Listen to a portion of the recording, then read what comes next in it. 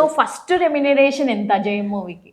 చాలా తక్కువ రెమ్యునరేషన్. అంటే ఎంత ఉండొచ్చు? 5,000. 5,000. Okay. So first remuneration 5,000. So జయం మూవీ తర్వాత నెక్స్ట్ మూవీ ఆఫర్ ఎలా వచ్చింది? ఆ జయం నుండే నాకు రికగ్నిషన్. ఓకే. సో ఆ సినిమా నుండి నన్ను పెద్ద పెద్ద వాళ్ళు పిలిచారు. ఎలా వర్క్ చేసుకుంటూ వెళ్ళానో నాకు కూడా అసలు తెలియదు. చాలా రికగ్నైజ్ అయ్యాను. ఓకే. ఫస్ట్ జయం అయిపోయిన తర్వాత రిలీజ్ అయ్యి బ్లాక్ బస్టర్ అయిన తర్వాత ఫస్ట్ గా మీరు అంటే లైక్ గుర్తుపట్టి అంటే లైక్ మీకు ఆ హ్యాపీనెస్ ఎలా అనిపించింది? నేను ఆ మూవీ చూడడానికే వెళ్ళారు. అందరూ ఓకే, మేము ప్రీమియర్ షో చూసాము. అయినా కూడా మళ్ళీ చూడాలి జనం మధ్యలో ఎలా ఉంది రికగ్నిషన్ అనుకుని వెళ్ళాను. ఎంత బాగుందంటే అసలు నా డైలాగ్ థియేటర్ అంతా క్లాప్స్, అసలు వర్డ్స్ వినబడట్లేదు. ఎగ్జాక్ట్లీ ఆ డైలాగ్ చాలా బాగుంటుంది మేడం. సదా కూడా నన్ను అడిగింది, అందరూ క్లాప్స్ కొట్టారు, అసలు ఏం చెప్పారు, మీరు ఏం చెప్పారని ఎంత క్లాప్స్ కొట్టారు వాళ్ళ అర్థం కాలేదు. ఓకే. సో అంటే లైక్ ప్రతి సినిమా ఇండస్ట్రీలో వర్క్ చేసే వాళ్ళకి సినిమా ఎంత సెట్స్ లో ఎంత కష్టపడతామో ఆ సినిమా రిలీజ్ అయిన తర్వాత ఫ్యాన్స్ మాట్లాడుకునే లైక్ ఆ సినిమా సూపర్ హిట్, దీంట్లో కాన్సెప్ట్ క్యారెక్టర్స్ కానీ చాలా బాగున్నాయి అని చెప్పినప్పుడే మీకు ఆ హ్యాపీనెస్ వస్తుంది కదా.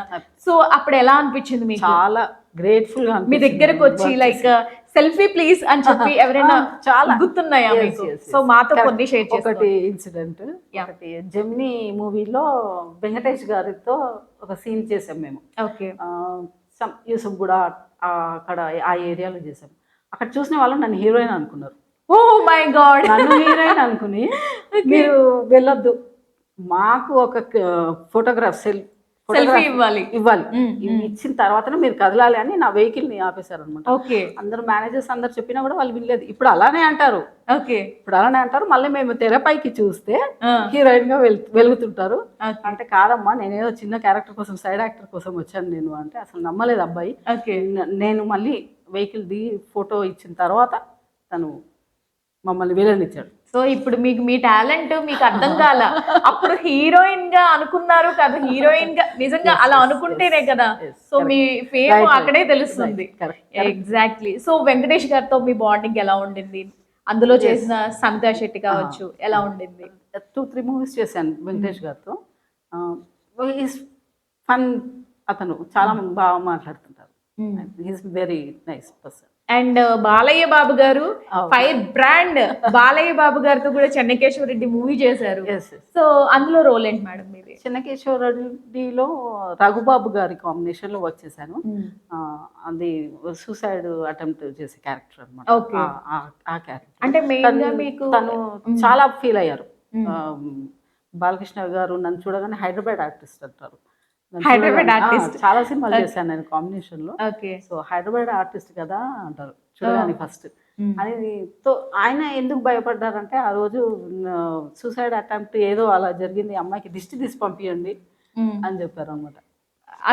అయిపోయిన తర్వాత వాళ్ళకి చెప్పి మరి కాస్ట్యూమ్స్ వాళ్ళని పిలిచి, ఆ డైరెక్టర్ వాళ్ళని పిలిచి దిష్టి తీసి పంపించండి అమ్మాయికి, ఏ కన్నా తల్లి బిడ్డో అన్నారు. నాకు అసలు అర్థం కాలేదు, ఇలా ఉంటారా అనిపించింది. సో హంబుల్ పర్సన్ అన్నమాట. Great person. కానీ చాలా మందికి బయట అమ్మో చాలా బాలకృష్ణ గారు చాలా ఫైర్ బ్రాండ్, రీల్స్ లో గానీ మనకి యూట్యూబ్ లో గానీ చాలా మంది చాలా రకాలుగా అనుకుంటారు. సో సన్నిహితంగా బాండింగ్ లక్కీ అనుకుంటా నేను. అంత పెద్ద పెద్ద వాళ్ళు నన్ను గుర్తుపట్టి ఇక్కడ హైదరాబాద్ ఆర్టిస్ట్ అని అనడము, 2-3 సినిమాలు చేసినంత మాత్రాన మనల్ని గుర్తుపెట్టుకోవాలని ఏం లేదు కదా. సో వాళ్ళు అలా అనడం చాలా గ్రేట్. ఇప్పటి వరకు ఎన్ని సినిమాలు చేశారు మేడం? నేను ఒక 60 మూవీస్ వరకు చేశాను. 60 మూవీస్. సో మీకు బాగా బ్రేక్ తెచ్చిన మూవీ ఇదే జయంతోనే రికగ్నిషన్ కాబట్టి. సో జయం movie is recognition movie. So తర్వాత మీరు సీరియల్స్ వైపు కూడా వెళ్ళారని తెలిసింది. స్టార్టింగ్ చేశాను, స్టార్టింగ్ ఆత్మీయులు చేశాను మంజుల మేడం గారిది. ఆత్మీయులు తర్వాతనే నాకు అన్ని ఫిలిమ్స్ వచ్చాయి, ఆఫర్స్ వచ్చాయి. సో చాలా ట్రెండ్ లేపిన ఒక తరాన్ని ఒక రేంజ్ లో ఒక లవ్ సీరియల్ అంటూ ఒక స్టాంప్ వేసుకున్న చక్రవాకం సీరియల్లో కూడా మీరు యాక్ట్ చేశారని తెలిసింది. సో ఆ రోల్ ఎలా వచ్చింది మీకు? అది అంటే మేడం పిలిచాను నన్ను. మీన్స్ అది ఆత్మీయులు చేశాను కదా, సో తోటికోడలుగా బాగుంటానని చేశారు నన్ను. అంటే చేస్తుందో లేదో అడగండి ఫస్ట్, సినిమాలు చేస్తాను కదా. ఓకే. సో అలా అన్నారు అనమాట. ఓకే. సో చేస్తుందా లేదా మీరు అడగండి. ఇప్పటి వరకు చేసిన మూవీస్ లో అన్ని మీరు అంటే లైక్ మెయిన్ రీల్ గా చేశారా, లేకపోతే ఏదైనా లీడ్ రోల్ ఏమన్నా చేశారా? Supporting character. సపోర్టింగ్ అంటే క్యారెక్టర్స్. ఒకటి నాకు ఆశాలత అంటే డైలాగ్ ఆర్టిస్ట్ అని పిలుస్తుంటారు. డైలాగ్స్ బాగా అంటే అలా చిటికలో వన్ సీన్ లో డైలాగ్స్ చెప్పేస్తాను. Only once per second. Yes, okay. Even the dubbing also. Okay. Dubbing కి వెళ్ళానంటే డబ్బింగ్ అయిపోతుంది అక్కడ.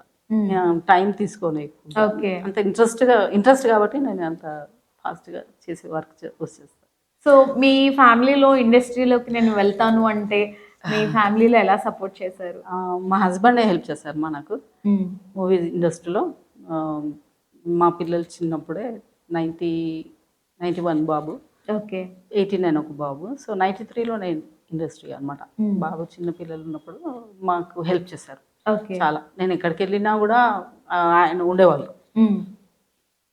మేడం ఇంకొకటి ఏంటంటే సినిమా ఇండస్ట్రీలో అంటే దాంట్లో ఎదగాలి అంటే రిఫరెన్స్ అంటే లైక్ పెద్దవాళ్ళ రిఫరెన్స్ ఉంటేనే ఏదన్నా పైకి రాగలరు అనే అనుమానాలు, సందేహాలు చాలా మందికి ఉన్నాయి. టాలెంట్ ఉన్న వాళ్ళకి లేవు, వాళ్ళకే క్యారెక్టర్స్ ఇచ్చుకుంటారు, వాళ్ళనే పెట్టుకుంటారు అని చాలా మంది అనుకుంటూ ఉంటారు.